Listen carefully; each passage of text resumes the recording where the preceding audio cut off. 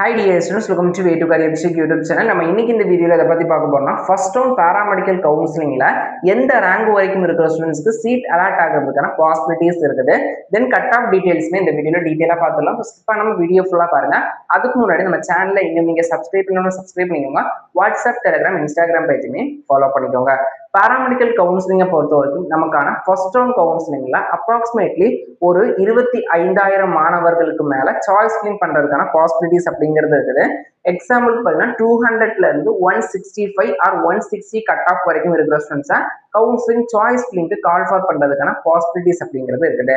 Okay, இந்த 25,000ல இருந்து 26,000 அப்படிங்கிற அப்ராக்சிமேட்லி எண்ணிக்கை அப்படிங்கறத வச்சுக்கோங்க. எல்லாருமே கவுன்சிலிங்ல பார்ட்டிசிபேட் பண்ணுவாங்கன்னு கேட்டா கிடையாது. ஒரு 20,000ல இருந்து ஒரு 22,000 மாணவர்கள் பாத்தீங்கன்னா சாய்ஸ் ஃபில்லிங் பண்றதுக்கான பாசிபிலிட்டிஸ் இருக்குது. இந்த 22,000 மாணவர்கள்ல நமக்கு ஃபர்ஸ்ட் ரவுண்ட்ல இருக்கிற சீட்ஸை பொறுத்த வரைக்கும் பாத்தீங்கன்னா 3,500 சம்திங் சீட்ஸ் தான் ஃபர்ஸ்ட் ரவுண்ட்ல கவர்மெண்ட் சீட்ஸ் வர்றதுக்கான பாசிபிலிட்டிஸ் இருக்குது. இந்த 3,000 சம்திங் சீட்ஸுக்கு 25,000 மாணவர்கள் காம்படிஷன் போடுறாங்க அப்படின்னா அந்த காம்படிஷன் லெவல் அப்படிங்கிறத நீங்களே யோசிச்சு பாருங்க. தென் இந்த சீட் எப்படி அலாட் ஆகும்னு பாத்தீங்கன்னா கட் ஆஃப் பேஸ் பண்ணி தென் பாத்தீங்கன்னா உங்களுக்கு கம்யூனிட்டி ரேங்க் பேஸ் பண்ணி தான் பாத்தீங்கன்னா சீட்ஸ் அப்படிங்கறத அலாட் பண்ணுவாங்க. எக்ஸாம்பிளுக்கு நீங்க பாத்தீங்கன்னா தெரியும், எல்லா சீட் வேகன்சிலையுமே எந்தெந்த கம்யூனிட்டிக்கு எத்தனை சீட்ஸ் இருக்குது அப்படின்னு கொடுத்துருப்பாங்க. ஸோ அந்த கம்யூனிட்டி சீட்ஸ் எதுக்கு மென்ஷன் பண்றாங்கன்னா உங்க கம்யூனிட்டி ரேங்கை பொறுத்து தான் அந்தந்த காலேஜ்ல சீட்ஸ் அப்படிங்கறத அலாட் பண்ணுவாங்க. இப்ப எக்ஸாம்பிளுக்கு மெட்ராஸ் மெடிக்கல் காலேஜ்ல பிஎஸ்சி நர்சிங் ஃபீமேலுக்கு ஒரு 5 சீட் பிசி கம்யூனிட்டிக்கு இருக்குது அப்படின்னா உங்க கம்யூனிட்டி ரேங்க் பேஸ் பண்ணி தான் பாத்தீங்கன்னா அந்த கம்யூனிட்டி சீட்ஸ் அப்படிங்கிறத ஃபில் பண்ணுவாங்க. இதுவே இங்க ஓசி ஸ்டூடெண்ட்ஸா இருந்தீங்க அப்படின்னா உங்களுடைய ஜெனரல் ரேங்கை கன்சிடர் பண்ணி பாத்தீங்கன்னா உங்களுக்கான சீட்ஸ் அப்படிங்கிறத அலாட் பண்ணுவாங்க. ஸோ நமக்கு கம்யூனிட்டி ரேங்கும் முக்கியம், அதே டைம்ல ஜெனரல் ரேங்கும் முக்கியம். சப்போஸ் உங்களுக்கு கம்யூனிட்டி சீட் இல்லை அப்படிங்கிற பட்சத்தில் ஒரு சில டைம்ல பாத்தீங்கன்னா ஒரு சில பேருக்கு ஓசி சீட் வேகன்ஸா இருந்துச்சு அப்படின்னா உங்களுக்கு அந்த சீட் அலாட் பண்ணி கொடுக்கறதுக்கும் பாசிபிலிட்டிஸ் இருக்கு. ஓகே, சேஃபஸ்ட் ரேங்க் டீடைல்ஸ் பத்தி பார்த்துடலாம். ரேங்கை விட ஃபர்ஸ்ட் நம்ம பார்க்க வேண்டியது கட் ஆஃபையும் ஒரு டைம்ல பார்க்கணும், அதே டைம்ல ரேங்கையும் பார்க்கணும். கட் ஆஃப் பொறுத்த வரைக்கும் ஃபர்ஸ்ட் ரவுண்ட்ல உங்களுக்கு சீட் கிடைக்கிறதுக்கு கவர்மெண்ட் காலேஜ் சீட் கிடைக்கிறதுக்கு ஒரு பாசிபிலிட்டிஸான கட் ஆஃப் அப்படிங்கும் போது ஒரு 175க்கு மேல இருந்துச்சு, ஒரு 176 177 அப்படியெல்லாம் இருந்துச்சுன்னா நீங்க ஒரு சேஃபஸ்ட் ஜோன்ல இருக்கிறீங்க. எக்ஸாக்டா சீட் கிடைக்கும் அப்படின்னு சொல்ல முடியாது, பட் ஒரு சேஃபஸ்ட் ஜோன்ல இருக்கிறீங்க. ரேங்கை பொறுத்த வரைக்கும் பார்த்துட்டோம்னா ஒரு 10,000 ரேங்குக்குள்ள இருக்கிறீங்க அப்படின்னா சேஃபஸ்ட் ஜோன்ல இருக்கிறீங்க, பட் எக்ஸாக்டா சீட் கிடைக்கும்னு சொல்ல முடியாது. நான் இது எந்த பேஸ் பண்ணி சொல்றேன்னா போன இயர் பாத்தீங்கன்னா ஜெனரல் ஸ்டூடெண்ட்ஸுக்கு, அதாவது நார்மல் நம்மள மாதிரி எல்லாரும் சாய்ஸ் ஃபில்லிங் பண்றாங்க இல்லையா, பிடபிள்யூடி கேட்டகரி, எக்ஸ் சர்வீஸ்மேன் கேட்டகரியை தவிர இந்த ரேங்கை நான் எது பேஸ் பண்ணி சொல்றேன் அப்படின்னா போன இயர் பாத்தீங்கன்னா எத்தனாவது ரேங்க் வரைக்கும் கிடைச்சிருக்குதுன்னா 11,189 ரேங்க் வரைக்கும் பாத்தீங்கன்னா கவர்மெண்ட் சீட் கிடைச்சிருக்குது. நீங்க இதுல பார்க்க வேண்டியது இதுல ஜெனரல் ரேங்க் நம்ம கம்பேர் பண்ணதை விட நமக்கான கம்யூனிட்டி ரேங்க் எவ்வளவு இருக்குது, நம்மளுடைய கட் ஆஃப் எவ்வளவு இருக்குது அப்படிங்கிறத நீங்க முக்கியமா பாத்துக்கணும்.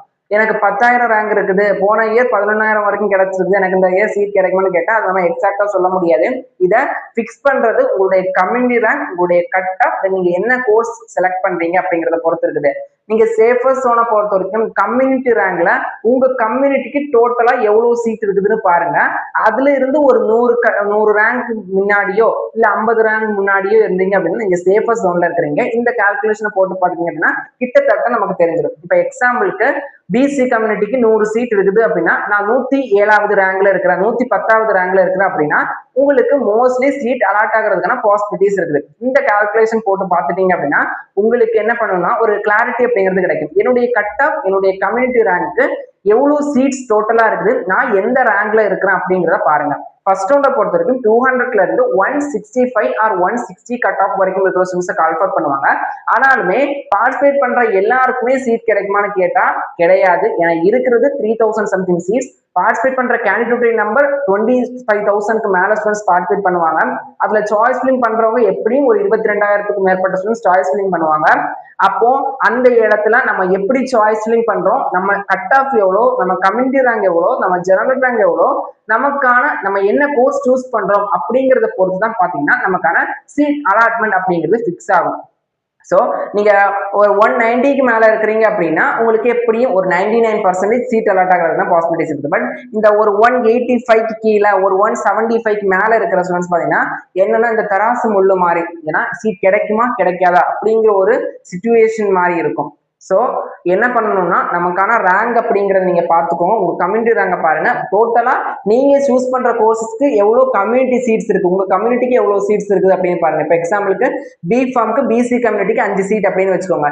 ரெஸ்பிரேட்டரி தெரப்பிக்கு பாத்தீங்கன்னா ஒரு 10 சீட்.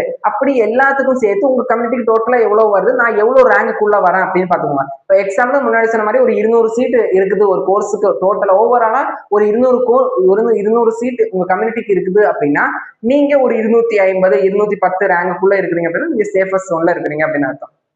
ஸோ நமக்கு எப்படியுமே சாய்ஸ் ஃபில்லிங் பண்ணி ரிசல்ட் வந்ததுக்கு அப்புறமா எக்ஸாக்ட் ரிசல்ட் தெரியும். நம்ம ப்ரெடிக்ஷன் மட்டும்தான் பண்ண முடியுமே தவிர எக்ஸாக்டா உங்களுக்கு சீட் கிடைக்கும், இந்த ரேங்க் இந்த கம்யூனிட்டிக்கு சீட் கிடைக்கும்னு சொல்ல முடியாது. ஏன்னா மெடிக்கல் செலக்ஷன் கமிட்டி சிஸ்டம் அப்படி அப்டேட் பண்ணி வச்சிருப்பாங்க. ஏன்னா எல்லாம் ஒரே ஃபர்ஸ்ட் ரவுண்ட்லேயே சீட் கொடுத்துருவாங்க, ஃபுல் சீட்டையும் ஃபில் பண்ணிடுவாங்க.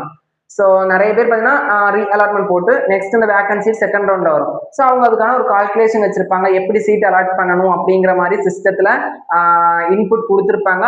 அதுபடி தான் பார்த்தீங்கன்னா சிஸ்டம் அவுட்புட் கொடுக்கும். ஸோ பார்த்தீங்கன்னா நம்ம ப்ராப்பராக சாய்ஸ் ஃபில்லிங் பண்ணலாம். முடிஞ்ச அளவுக்கு நிறைய காலேஜஸ் நிறைய கோர்ஸை சூஸ் பண்ணுங்க. சூஸ் பண்றதுக்கு முன்னாடி அந்த கோர்ஸ் என்ன, அதை படிச்சா நான் என்ன ஆகலாம், ஃபியூச்சர்ல என்னுடைய கரியர் க்ரோத் எப்படி இருக்கும் அப்படிங்கறத கம்பல்சரி நீங்க தெரிஞ்சுக்கணும். ஏன்னா ஒரு கோர்ஸ் எடுத்து முடிச்சதுக்கு அப்புறம் பாத்தீங்கன்னா நீங்க யார்கிட்ட என்ன சொல்லியும் எந்த பிரயோஜனமும் இல்லை. ஏன்னா பேராமெடிக்கல் கோர்ஸ் பத்தி உங்களுக்கே நல்லா தெரியும். கவர்மெண்ட் காலேஜஸ்ல போற ஸ்டூடெண்ட்ஸ், இன்னும் எஸ்பெஷலி கவர்மெண்ட் காலேஜஸ்ல ஜாயின் பண்ற ஸ்டூடெண்ட்ஸ் கண்டிப்பா அதோடைய மெரிட்ஸ் டிமெரிட்ஸ் ரெண்டுமே தெரிஞ்சு வச்சிருக்கணும். ஏன்னா நம்ம ஆஃப்டர் ஜாயின் த கோர்ஸ் நம்ம என்னெல்லாம் பண்ணுவோம், எப்படி நம்மளுடைய லைஃப் ஸ்டைல் சேஞ்ச் ஆக போகுது, நம்ம கரியர் ஜேர்னி எப்படி இருக்கும், ஃபியூச்சர் ஸ்கோப்ஸ் எப்படி இருக்கும். இந்த ஓடிஏடி நான் எடுக்கிறேன் அப்படின்னா ஓடிஏடி எடுத்து முடிச்சதுக்கு அப்புறம் நான் என்னவாக போறேன், எனக்கு அந்த சிச்சுவேஷன்ஸ் அடாப்ட் ஆகுமா, ஓடிஏடில என்னெல்லாம் சப்ஜெக்ட்ஸ் இருக்குது, நான் எதை பத்தி லேர்ன் பண்ண போறேன், ஹோலா ஓவராலா ஓடிஏடி அப்படின்னா என்ன அப்படிங்கிறத கண்டிப்பா நீங்க தெரிஞ்சு வச்சுதான் அந்த கோர்ஸ்ல ஜாயின் பண்ணணும். பேசிக்கா நிறைய ஸ்டூடெண்ட்ஸ் பாத்தீங்கன்னா அந்த கோர்ஸ் செமஸ்டர் கோர்ஸா நான் செமஸ்டர் கோர்ஸான்னு பாக்குறது இல்ல, இன்டர்ன்ஷிப் பீரியட்ஸ் பாக்குறது இல்ல, தென் அந்த கோர்ஸ்ல நம்ம என்ன படிக்க போறோம் அப்படிங்கிறத பாக்குறது இல்ல, சிலபஸ் பாக்குறது இல்ல, கரிக்குலம் பாக்குறது இல்ல, ரெகுலேஷன்ஸ் பாக்குறது இல்ல, ஏதோ ஒரு யூடியூப் ஆர் இன்ஸ்டாகிராம்ல வரதை பார்த்துட்டு ஏதோ ஒரு கோர்ஸை சூஸ் பண்ணிடுறீங்க. இல்லைன்னா டீச்சர்ஸ் சொன்னாங்க, ஸ்கூல்ல பிரின்சிபல் சொன்னாங்க அப்படிங்கிற ரீசனுக்காக, இல்லைன்னா வீட்டுல யாரோ ஒருத்தவங்க சொன்னாங்க அப்படிங்கிற ரீசனுக்காக நீங்க செலக்ட் பண்ணிடுறீங்க. இப்போ எடுப்பீங்க ஏதோ ஒண்ணு நான் ஜாயின் பண்ண போதும். இப்போ நீங்க எல்லா ஸ்டூடெண்ட்ஸுடைய மைண்ட் செட் என்னன்னா ஒரு விரக்தியில இருக்கிறீங்க, காலேஜ் சீட் கிடைச்சா போதும் ஏதோ ஒரு கோர்ஸ் அப்படின்னு நீங்க சொல்றீங்க. பட் இதுக்கான சைடு எஃபெக்ட்ஸ் இப்போ தெரியாது. ஆஃப்டர் 4 இயர்ஸ்க்கு அப்புறம் நான் ஏன் இந்த கோர்ஸ் எடுத்தேன் அப்படின்னு நம்ம யோசிக்க கூடாது. அந்த அளவுக்கு கோர்சஸ் அப்படிங்கறத சூஸ் பண்ணிக்கோங்க. ஏன் எடுத்தேன், எதுக்கு எடுத்தேன் அப்படின்னு யோசிக்காம பெஸ்டான கரியரை சூஸ் பண்ண வேண்டியது உங்களுடைய பொறுப்பு தான், உங்க ரெஸ்பான்சிபிலிட்டி தான். ஏன்னா உங்க கரியர், உங்க ஃபியூச்சர், உங்க ரெஸ்பான்சிபிலிட்டி. ஸோ நம்ம ஃபியூச்சர்ல என்ன பண்ணணும்னா அதுக்கு என்ன ஸ்கோப் இருக்குது எல்லாமே அனலைஸ் பண்ணிட்டு நம்மளால இதுல சர்வே பண்ண முடியுமா அப்படிங்கறது எல்லாமே பார்த்துட்டு தான் பாத்தீங்கன்னா ஒரு கோர்சஸ் அப்படிங்கறத சூஸ் பண்ணணும். ஏன்னா நம்ம ஒரு பள்ளத்தாக்குல விழுறதுக்கு முன்னாடியே அதற்கான சேஃப்டி ப்ரொசீஜர்ஸ், அந்த பள்ளத்தாக்குடைய ஆழம் அகலம் நீளம் எல்லாமே தெரிஞ்சு வச்சுக்கிட்டு பாத்தீங்கன்னா அதுல டீல் பண்ணணும். தெரியாம எதுவும் எக்யூப்மெண்ட்ஸ் இது எந்த எக்ஸ்பீரியன்ஸுமே இல்லாம நேரடியா பள்ளத்தாக்குல போனா என்ன பண்ணும், விழுந்து நம்ம டெட் தான் ஆகணும். ஸோ பாத்தீங்கன்னா முடிஞ்ச அளவுக்கு எந்த கோர்ஸ்னாலும், நான் பேராமெடிக்கல் மட்டும் சொல்ல வரையில, நீங்க ஆஃப்டர் 12க்கு அப்புறம் என்ன கோர்ஸ் எடுத்தலாம், ஆர்ட்ஸ் ஆகட்டும், சயின்ஸ் ஆகட்டும், இன்ஜினியரிங், ஆர்கிடெக்சர் எதுனாலும் நமக்கு சூட் ஆகுமா, நமக்கு ஃபியூச்சர் எப்படி இருக்க போகுது அப்படிங்கறத அனலைஸ் பண்ணிக்கோங்க. ஸோ ஃபர்ஸ்ட் ரவுண்ட் கவுன்சிலிங்கை பொறுத்த வரைக்கும் நமக்கு பாத்தீங்கன்னா August last week or second first வீக்குள்ள அதுக்கான அப்டேட்ஸ் அப்படிங்கிறது வந்துடும். என்ன அப்டேட் கொடுத்தாலும் நம்ம சேனல்ல அப்டேட் பண்ணிடுறேன். ஸோ மறக்காம நம்ம WhatsApp channel, Telegram channel, Instagram page follow பண்ணிக்கோங்க. நம்ம wait to career YouTube channel subscribe பண்ணி வச்சுக்கோங்க. TN paramedical counselling, form D, GNM diploma course counselling ரிலேட்டட்னா எந்த அப்டேட் வந்தாலுமே உங்களுக்கு இன்ஸ்டன்ட் அப்டேட்டா கொடுத்துட்றேன். ஸோ நம்ம சேனலை தொடர்ந்து ஃபாலோ பண்ணிக்கோங்க. நன்றி.